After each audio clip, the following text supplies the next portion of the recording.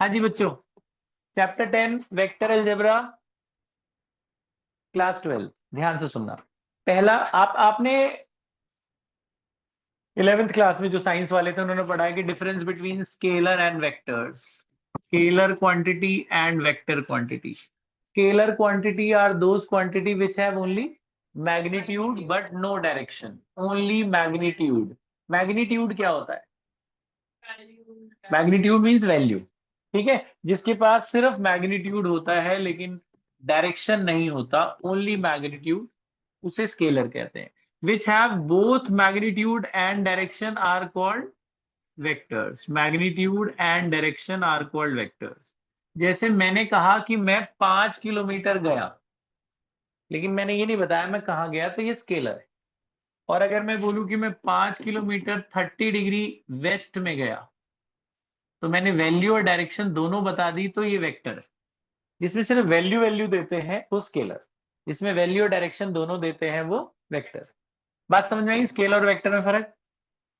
Types of vectors पढ़ना है बेटा हमने 11th, इसमें 12th की मैथ्स में थोड़ा सा बेसिक है ये सारा। टाइप्स ऑफ वेक्टर्स, ये बात समझ में आ गई आपको? सबसे पहला जो टाइप है जो आपके काम आने वाला है वो है equal vector. Equal vectors, two vectors are said to be equal. लिखना नहीं, सुन लो, ये जो भी कर रहे हो मत करो, हाँ ध्यान दो। Two vectors are said to be equal if they have same magnitude and same direction.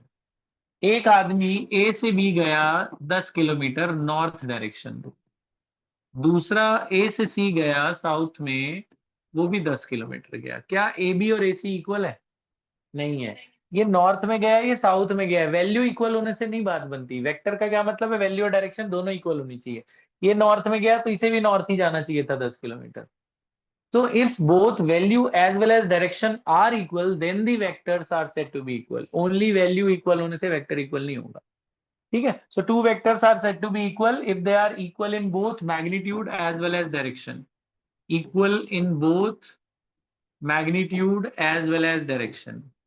Magnitude plus direction दोनों equal है तो ही equal माने जाएंगे। Second is a null vector. Null vector is a vector whose magnitude is zero. Vector को ऐसे denote करते हैं, एक के ऊपर ऐसे एरो लगा के, जब उसका मैग्नीट्यूड, मॉड माने मैग्नीट्यूड, जब उसका मैग्नीट्यूड जीरो है तो उसे नल वेक्टर कहते हैं। Third is a unit vector. Unit vector is a vector whose magnitude is one.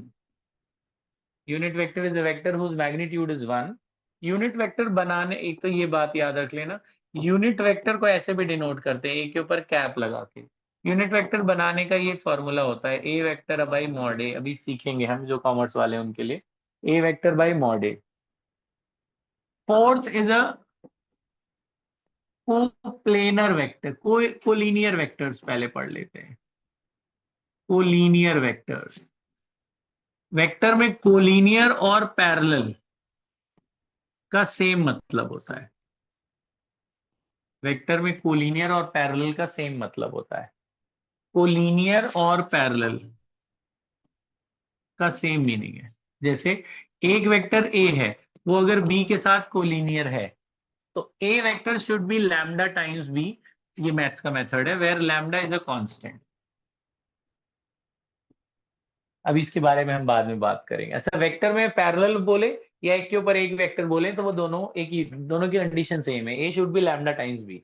Lambda कोई भी नंबर हो सकता है, कुछ भी कांस्टेंट हो सकता है। Fifth is coplanar vector. Coplanar vector क्या होते हैं? आपको पता है तीन एक्सिस होती है, एक्स एक्सिस, वाई एक्सिस और जेड एक्सिस। ये एक्स वाई प्लेन है, एक्स वाई प्लेन। ये कौन सा प्लेन है? X y plane. ये कौन सा प्लेन है? X z plane. ये जेड एक्स प्लेन। इस प्लेन में जितने भी वेक्टर जाएंगे सब आपस में कोप्लेनर है। लेकिन इसका ये वेक्टर और ये अलग अलग प्लेन के हैं, है ना? ये एक्स वाई में है, ये वाई जेड में, तो ये कोप्लेनर नहीं। ठीक है। Last is coinitial vectors. Coplanar का मतलब क्या हुआ? जो सेम प्लेन में लाई करते हैं, सेम प्लेन में lie coplanar. Coinitial vectors, initial माने सेम, स्टार्टिंग पॉइंट को माने सेम।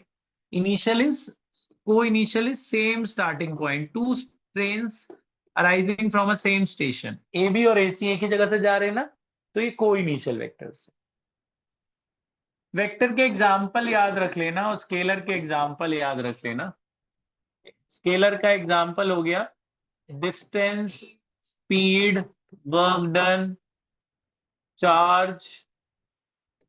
ठीक है, ये सारे आपके स्केलर है। वेक्टर के एग्जाम्पल डिस्प्लेसमेंट,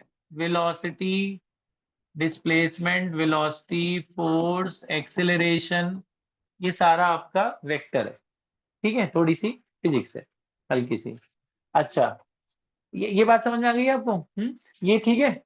आपको ऐसे कोई स्क्वायर बना के दिया हुआ एनसीईआरटी में एक क्वेश्चन, ऐसे ऐसे डायरेक्शन दिखा दिए और बोला बताओ एबीसीडी में कौन इक्वल वेक्टर्स है, बताओ कौन से इक्वल है। This is a square,